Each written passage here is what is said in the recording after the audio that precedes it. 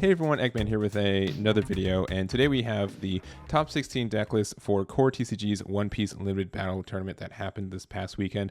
There are 479 players, 9 whole rounds of best of 1 to get to this top 16 that we see here today.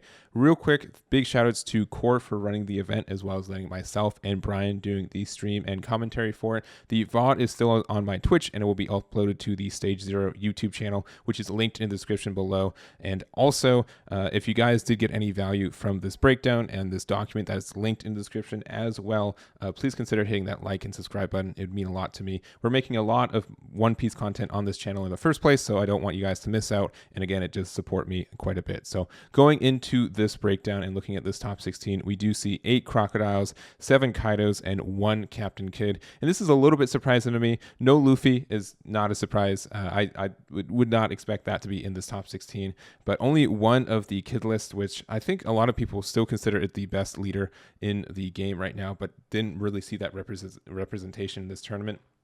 I will say that Kaido and Crocodile both get a big amount of support by being able to get 2 of their star decks together, and it's just kind of a situation where Kid got a lot of the 4 ofs in that I think are just better in 1 star deck, but being able to have like Sentomaru really consistently with the Crocodile and having more kind of big drops in the Kaido list, I think both of those really help out the list as well. And if we go into the top 32 breakdown, it's more or less the same ratios. It's everything kind of doubled. So Crocodile is a little bit more represented at 19, Kaido a little bit less at 11 out of 32, Kid doubled at 2, and 0 times 2 is still 0, so Luffy definitely doubled on that one.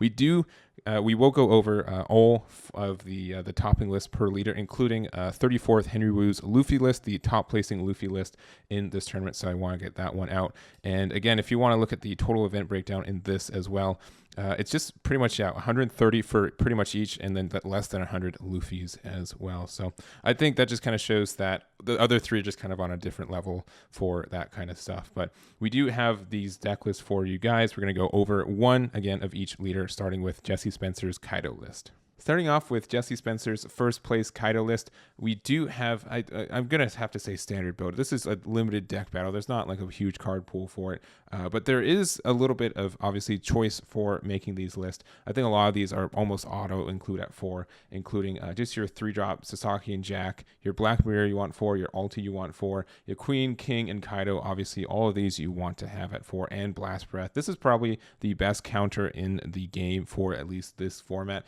being able to, for 1, be a plus 4k. Sure, you have to unramp a Dawn, but like at end game, that really doesn't mean anything. It's just super strong and can help you out in a really tight pinch. So running also 4 Onigashima, and this is like my favorite and least favorite. I've said it like 100 times. I'm going to say it one more time.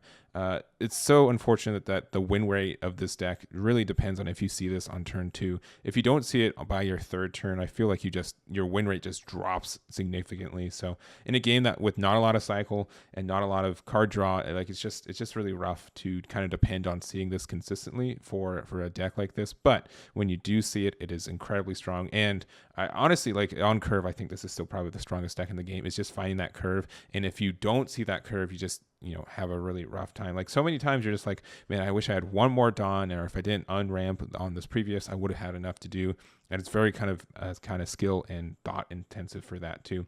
It's interesting for this All-Star Calamities as your choice here. Normally I see like the Braccio Bomber for the extra event card for you, but being able to, I guess, draw and ramp one is kind of nice. It is kind of like a backup for Onigashima, just like how we have like Jack for that as well. I do like Jack as a backup for not seeing Onigashima Island, especially since Jack is a 1k counter. And if this gets hit in your life, it is just a free ramp and draw 1, which is really nice in a lot of ways. Like it's just strictly free ramp because you get to draw the card as well. So it's ramp plus 1. It's very nice there. And I think the rest of the deck is pretty standard. You want to play as much plus 1Ks as you can. 3 Who's Who is probably where I'd sit with it. I know it's really, really tempting to run 4 of them, especially since it does trigger off of your life as well. But being able to, like, it's just stuck in your hand a lot of the time. And if you're playing like the mirror match or something else where like they're not playing a bunch of 3 or lowers that you don't, it's just stuck in your hand. You don't ever want to play it. And as a 3-drop with only 3k DP, like it's just not worth playing to swing later for nothing. So anyways, this is Jesse's list, and congrats on your first place finish there. Next up, we do have Michael Chestney's second place Crocodile list. And this is, I really do like Crocodile too. Like Kaido and Croc are probably my two favorite leaders for the game in the limited battle series. So, and I guess a lot of people kind of agree with that as well. Going through this list and something that I've seen, I really don't like thrust pad cannon. I still don't, but I will say, like, I did see a lot of the value from it from this tournament. Obviously, you can use it to bounce back your Trafalgar Law, which means that this can turn into another blocker. This can also just bounce aggressively or defensively, so it's fine. And I think I just played this matchup too much against Kaido, where I think purple is the worst matchup for this list just because you don't have really any interaction. Like Dofi and as well as your Sables does hit some of the bigger boys, but if they drop their big Kaido on curve, like I feel like you just lose the game on the spot, which feels really bad. So I don't know. This just feels like it's dead in hand sometimes, but if you do have your Trafalgar Law or your Boa Hancock and you want to block and save them for another block next turn, that kind of makes sense. I mean, Boa also is a block that turns into a 1k at the end of your turn on your defensive turn as a counter. So I think that's fine. If you like thrust pad cannon, I'm not going to stop you. And obviously you got second with it in your deck. So this is just a personal choice, and I'll probably bump it up to 1 or 2 in it. It's just, I've just had so many games where it's just dead in hand and I wish it was something else. And it's just kind of rough on that, but I'll keep my eye on it and see if I make any changes on decisions on that. So no, it's also tough because blue's not really popular in set 1 of One Piece.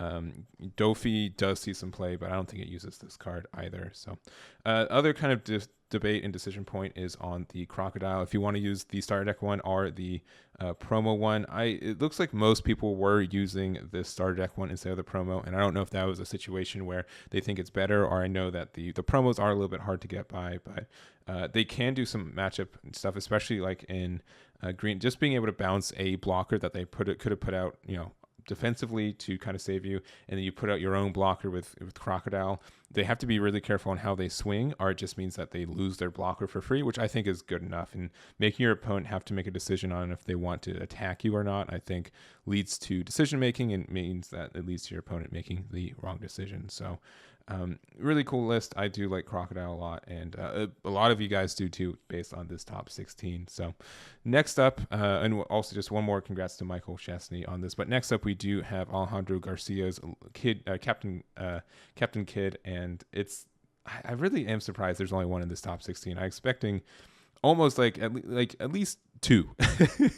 At least 2. I mean, we did get at least one. If I had to make a pie chart where it was just a 50-50 versus Kaido and Crocodile, that would have been a really sad pie chart, huh? But I am happy that there was one at least in this top 16 here.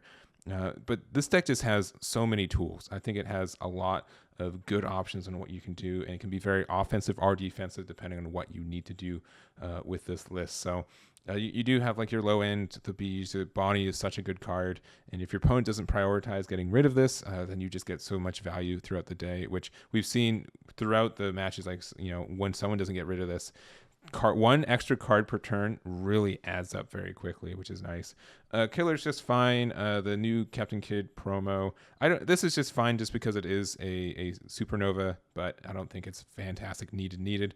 X-Rate Kobe, Trafalgar Law, Hawkins, pretty standard stuff. The only thing I'd say is that this is heavier on the events than I would run it, but I think all these are good cards in the first place. Straw Sword, four of this I think can be definitely super right. There's not really much interaction on your opponent's side in this game, and because of that, your opponent isn't expecting this kind of interaction or isn't as used to playing around it. And obviously, if you can use Straw Sword to get rid of a blocker and then use your Kid Swing twice with its own effect, you can probably win the game most of the time as well. So here's the list. The only other thing is I love the 7-drop, but if you're playing against blue, you never play it because it's definitely getting bounced back to your hand. You're going to feel bad about it. So that is Alejandro's third place list. And to round it off, we do have Henry Rue's 34th place Luffy list. And the first thing I noticed here is that they are running the Zoro. I've taken this out of my build, which doesn't mean it's right. It just feels so bad against so many decks where you play it for 3 and it gets popped. I think that can mean for a lot of things. Like if you could play Nico Robin at the same time and they don't pop it, that's fine as well. It is nice that the fact that it does get become a 7k in your turn and a 6k in your opponent's turn, as long as you have one Dawn underneath it. So that's kind of cool. Just the fact that it doesn't have any counter is just really, really stinky sometimes. So I just had one too many games where it's just like I didn't have any counter cost in my hand and I lost the game for it, and I just felt like Zoro just wasn't doing it for me, and I'd rather kind of bump up my stuff. But again, if he does stick on the board, he is very good value-wise. He can be really aggressive, and it does kind of force your opponent to either discard cards or take the damage, which is nice. So I do see it there. There's also running 3 of the Diablo Zombie, which is quite a bit.